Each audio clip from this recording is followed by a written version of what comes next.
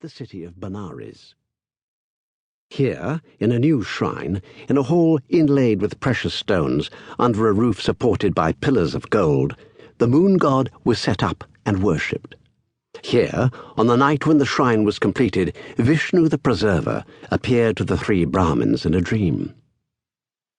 The deity breathed the breath of his divinity on the diamond in the forehead of the god, and the Brahmins knelt and hid their faces in their robes. The deity commanded that the Moonstone should be watched from that time forth by three priests in turn, night and day, to the end of the generations of men. And the Brahmins heard, and bowed before his will. The deity predicted certain disaster to the presumptuous mortal who laid hands upon the sacred gem, and to all of his house and name who received it after him. And the Brahmins caused the prophecy to be written over the gates of the shrine, in letters of gold. One age followed another until the first years of the 18th Christian century saw the reign of Aurangzeb, Emperor of the Mughals. At his command, havoc and rapine were let loose once more among the temples of the worship of Brahma. The shrine of the four-handed god was polluted by the slaughter of sacred animals. The images of the deities were broken in pieces, and the Moonstone was seized by an officer of rank in the army of Aurangzeb. Powerless to recover their lost treasure by open force, the three guardian priests followed and watched it in disguise. The generations succeeded each other. The warrior who had committed the sacrilege perished miserably.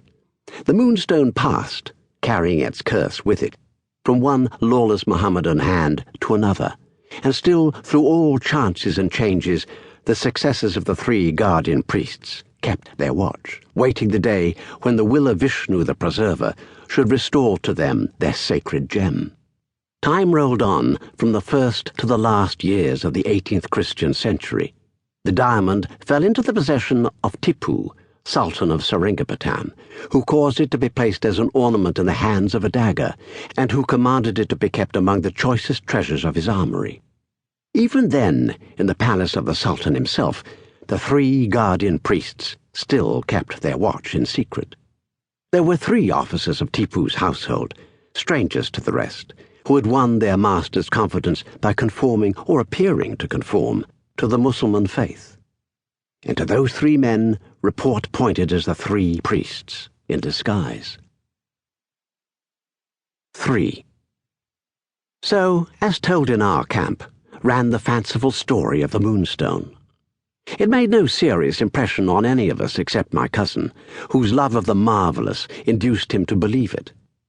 On the night before the assault on Seringapatam, he was absurdly angry with me, and with others, for treating the whole thing as a fable. A foolish wrangle followed, and Herne Castle's unlucky temper got the better of him.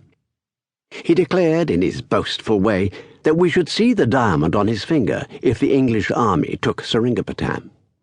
The sally was saluted by a roar of laughter, and there, as we all thought that night, the thing ended. Let me now take you on to the day of the assault. My cousin and I were separated at the outset. I never saw him when we forded the river, when we planted the English flag in the first breach, when we crossed the ditch beyond, and, fighting every inch of our way, entered the town. It was only at dusk, when the place was ours, and after General Baird himself had found the dead body of Tipu under a heap of the slain, that Herne Castle and I met. We were each attached to a party, sent out by the General's orders, to prevent the plunder and confusion which followed our conquest. The camp followers committed deplorable excesses, and worse still, the soldiers found their way by a guarded door into the treasury of the palace, and loaded themselves with gold and jewels. It was in the court outside the treasury that my cousin and I met, to enforce the laws of discipline on our own soldiers. Herne Castle's fiery temper had been, as I could plainly see, exasperated to a kind of frenzy by the terrible slaughter through which we had passed. He was very unfit, in my opinion, to perform the duty that had been entrusted to him. There was riot and confusion enough in the treasury, but no violence that I saw. The men, if I may use such an expression, disgraced themselves good-humouredly. All sorts of rough jests and catchwords were bandied about among them, and the story of the diamond To keep listening to this audiobook, I've left you a link in the description so you can do it, at no cost thanks to Audible's 30-day free trial.